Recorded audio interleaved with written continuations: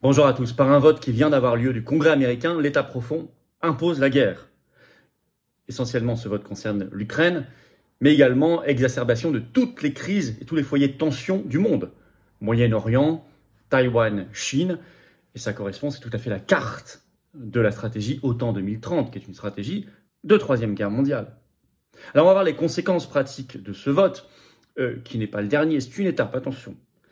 Mais conséquences bien sûr internes aux États-Unis, conséquences sur l'Ukraine, sur les foyers de tension dans le monde, et bien évidemment, conséquences aussi possibles sur la France, sur les choix, sur les discours, parce qu'on va voir qui se réjouit de ce vote, c'est très révélateur, notamment Macron pourrait être tenté de ressortir son idée d'envoyer là-bas des hommes, des troupes. On va en parler. Plus que jamais, il faut se mobiliser pour la paix, ce que nous faisons depuis le début, parce que vous allez remarquer aussi l'immense silence des pseudo-oppositions en France sur ce vote qui est très révélateur. LR, Reconquête, RN, tout ça, rien. Rien. Parce qu'ils ont voté à peu près la même chose ou laissé passer au Parlement européen il y a quelques mois. On va en parler. Nous, on doit se battre pour la paix comme on le fait depuis le début. Négociation de paix, sortie de l'OTAN. Évidemment, arrêter d'envoyer des armes et de l'argent. Ça provoque des morts en plus, ça nous ruine. On va en parler dans cette vidéo. N'hésitez pas à la partager, elle est très importante. Vous allez avoir un son de cloche très différent de ce qu'on va vous dire aux 20h sur BFM ou ce que vous allez lire dans les journaux français sur ce vote au Congrès américain. Donc merci de relayer au maximum cette vidéo et pour cela de vous abonner à cette chaîne YouTube en cliquant sur le petit bouton s'abonner ou réabonnez-vous, vérifiez. Vous avez peut-être été désabonné, vous croyez être abonné, vous ne l'êtes plus. Il suffit de cliquer sur s'abonner en dessous pour s'abonner ou se réabonner. C'est un clic et c'est gratuit, c'est instantané et ça aide énormément à la diffusion de ces vidéos, bien évidemment. Donc je vous en remercie beaucoup. Par ailleurs, nos rendez-vous, vous les connaissez. Alors je disais Manif nationale pour la paix, bah oui, samedi 27 avril, rendez-vous Paris 14h, place du Palais Royal, venez très nombreux. Soyons en rendez-vous, il va y avoir un monde fou, beaucoup d'intervenants de haute qualité, avec des drapeaux français bien sûr, et c'est parfaitement sécurisé. Je sais qu'il y a du covoiturage de toute la France qui est en train de s'organiser, même d'au-delà. Avant cela, jeudi 25 avril, gros meeting pour les Européennes à Saint-Germain-en-Laye à 19h. Il y a un petit formulaire d'inscription, c'est ouvert à tous, adhérents comme non-adhérents. Bien sûr, le formulaire, je disais, sous la vidéo en description pour s'inscrire à Saint-Germain-en-Laye. Et la semaine d'après, je suis à Chassors, le jeudi 2 mai, en Charente. Gros meeting des Européennes également. Lien sous la vidéo en description également. Voilà, vous savez, moi je vous attends aux patriotes. Cette carte orange d'adhérents ou de réadhérents patriotes, elle rime avec la paix. Depuis le début. Et on n'est pas beaucoup à se battre pour la paix. Notre liste, celle que j'ai l'honneur de mener pour les élections européennes du 9 juin, la seule liste de coalition des souverainistes et des résistants, Frexit, liberté, sortie de l'OTAN, paix. Elle met clairement la paix au cœur. Et notre libération de l'oligarchie guerrière, mais c'est le cas de notre liste aux européennes, il faut la soutenir, il faut la faire connaître, il faudra voter, mais il faut aussi adhérer aux patriotes, il faut se battre avec nous, ou réadhérer si votre adhésion n'est plus à jour, ou faire un don de soutien au mouvement pour nous aider justement à financer les européennes et tout le reste. Tous les liens pour adhérer, réadhérer ou faire un don, c'est très important, sont sous la vidéo en description. On ne peut pas s'en sortir sans vous et on ne peut pas s'en sortir seul, ça c'est le cas pour tout le monde. Et ces liens sont également sur notre site les-patriotes.fr. J'y reviens en fin de vidéo tellement c'est crucial. Alors on y va, l'État profond impose la guerre par un vote du Congrès américain qui concerne surtout l'Ukraine, mais vous allez voir également le Moyen-Orient dans un contexte de crise que vous connaissez, et la Chine. On retrouve là tout à fait l'architecture de ce qu'ils appellent le nouvel axe du mal, donc c'est-à-dire Russie, Iran, Chine, qui a remplacé l'axe du mal de 2002, Bush Junior, qui était à l'époque Iran, Irak, Corée du Nord.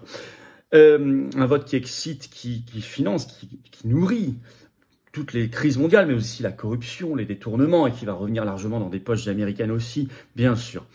Alors, les votes. C'était ce 20 avril, Congrès américain, un plan d'aide de 95 milliards de dollars, voté par la Chambre des représentants, donc une des deux branches du Congrès américain avec le Sénat. Sauf que la Chambre des représentants, elle est très légèrement dominée par les républicains, donc ça avait bloqué. C'est le premier plan de soutien à l'Ukraine depuis 1 an et demi.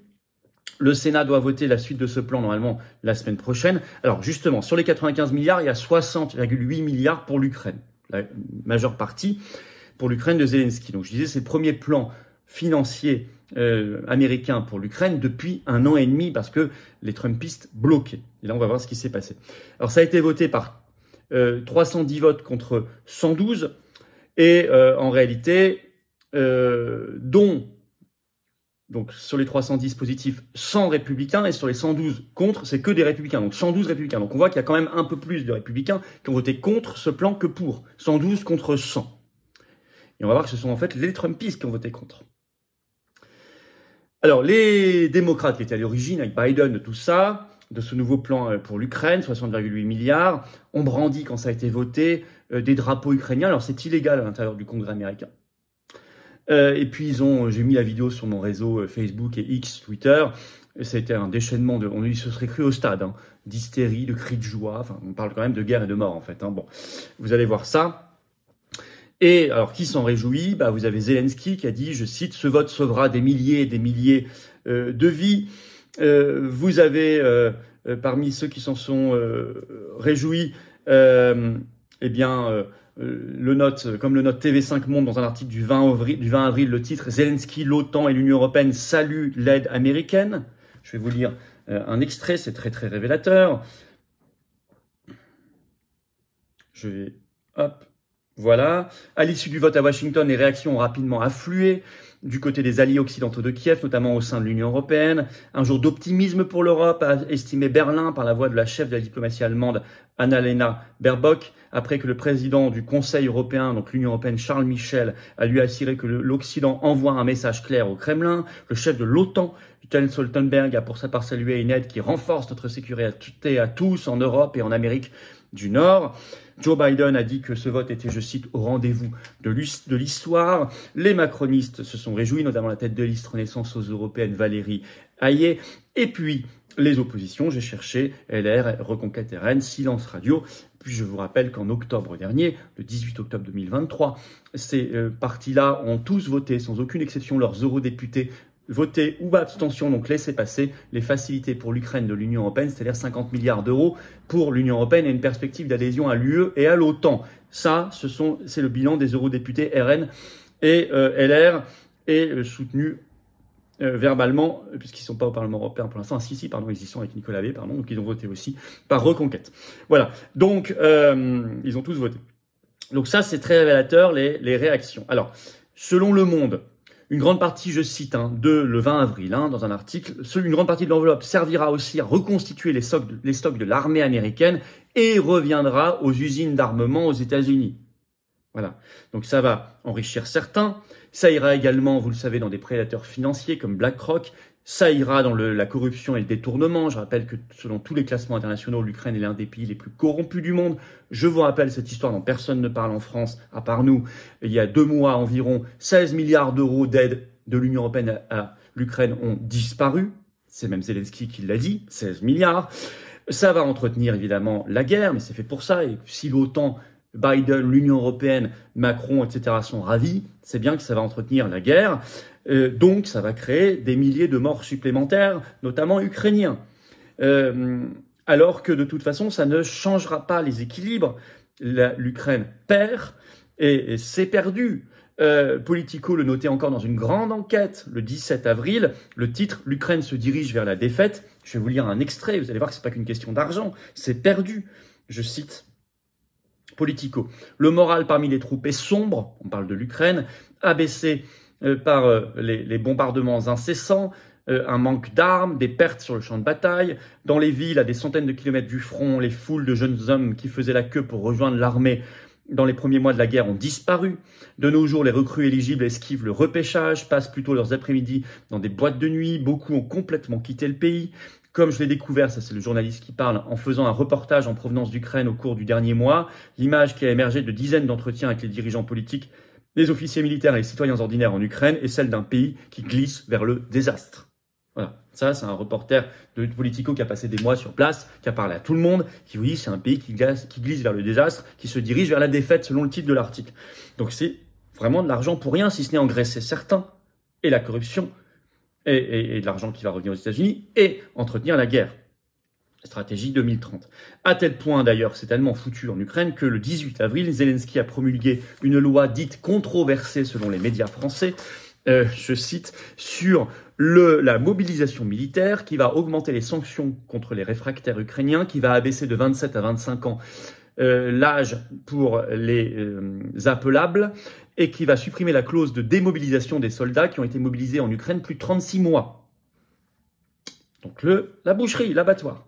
Voilà ce qu'ils ont voté. Alors en France, la conséquence, c'est que ça va peut-être augmenter les pressions pour envoyer des hommes là-bas. Parce qu'on va nous dire, mais attendez, ça y est, ils ont un peu d'argent frais et d'armes fraîches venues des États-Unis. Donc maintenant, le seul problème qui manque, c'est qu'ils n'ont pas assez d'hommes par rapport à la Russie. Et donc là, vous avez notre Macron qui va dire, mais moi justement, j'ai proposé d'envoyer des troupes et des hommes là-bas. Et puis, souvenez-vous, j'ai fait une vidéo spécialement il y a quelques jours là-dessus. Ils ont fait un sondage ballon d'essai en France pour faire croire que 51% des jeunes Français étaient OK, prêts à aller se battre en Ukraine. Bon. Donc ça peut raviver cette tentation macroniste, ce discours. Alors aux États-Unis, les conséquences internes. D'abord, il y a vous avez vu, 112 républicains qui ont voté contre, 100 pour à la Chambre des représentants. Donc il y a évidemment un conflit interne.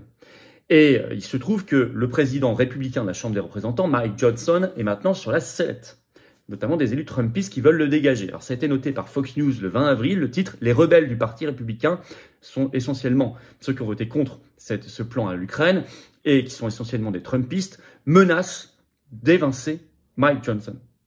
Je vais vous citer un extrait de Fox News. Son soutien à l'aide étrangère, en particulier à l'Ukraine, menace de couper court à son mandat en tant que président de la Chambre. Green, qui est un élu républicain, a déposé une résolution pour un vote de toute la Chambre pour évincer Johnson. Un vote connu sous le nom de motion de vacation, le mois dernier pour protester contre son travail avec les démocrates sur les dépenses gouvernementales et l'aide étrangère. 2 autres républicains de la Chambre, Thomas Massie et Paul Gosar, ont officiellement soutenu cette résolution cette semaine. Donald Trump, il n'a pas appelé à voter ce plan, mais il n'a pas formellement appelé à voter contre non plus. On remarque que ces élus ont voté contre, très très majoritairement. Moi, j'analyse ceci. Je ne suis pas un devin, je ne suis pas dans la tête de Trump, mais je pense une chose. En ce moment, vous savez, il affronte un front judiciaire. Il passe ses journées c'est fait exprès, dans les tribunaux pour pas pouvoir faire campagne. Je pense qu'il veut se débarrasser de ce front-là et pas en ouvrir immédiatement un autre et régler le problème une fois qu'il sera élu en novembre prochain s'il est élu. Et se donner en tout cas un maximum de chances de pouvoir être élu en quelques mois. Je pense que c'est son raisonnement, et si on lit exactement ce qu'il écrit, et si on suit ce que disent ses conseillers à la presse américaine, c'est exactement ce raisonnement qui ressort. C'est-à-dire qu'il fera le ménage et la paix s'il est élu, quand il sera élu. Pour l'instant, je crois qu'il se concentre sur le premier front pour pouvoir faire campagne et gagner, ce qui est l'essentiel pour lui.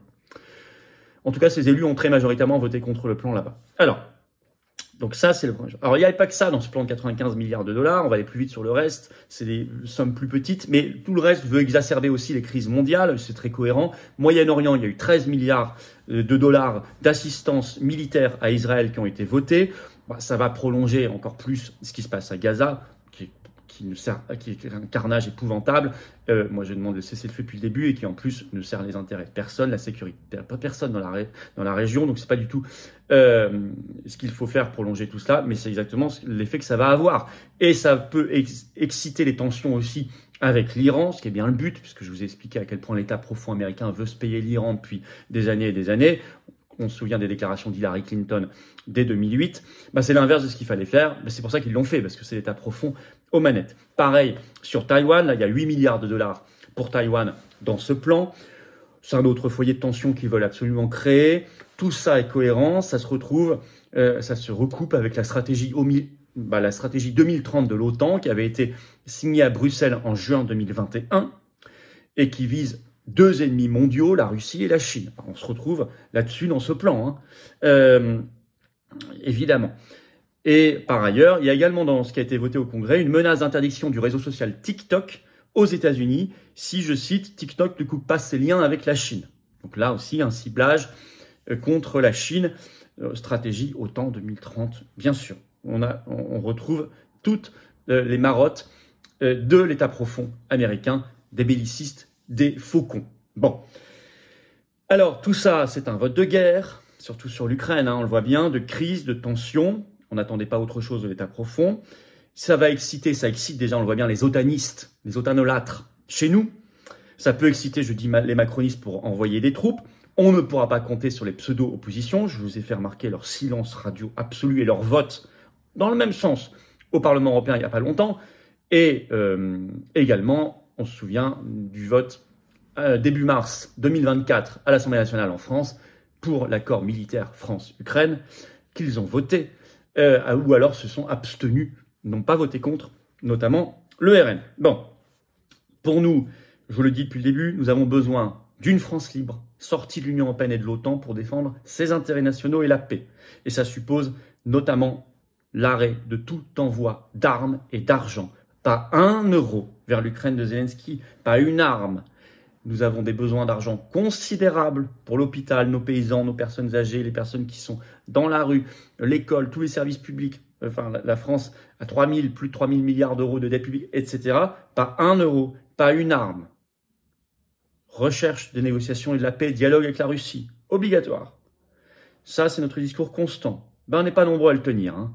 Et notamment pour les européennes, où j'ai l'honneur de conduire cette liste Frexit, Liberté, Paix de coalition, seule, des souverainistes et des résistants pour les européennes du 9 juin 2024. Et on se retrouve d'ailleurs en manif nationale pour la paix, pour le dire, ce samedi 27 avril, le rendez-vous est à 14h à Paris, place du Palais Royal. Soyez là, très nombreux, avec des drapeaux français bien sûr.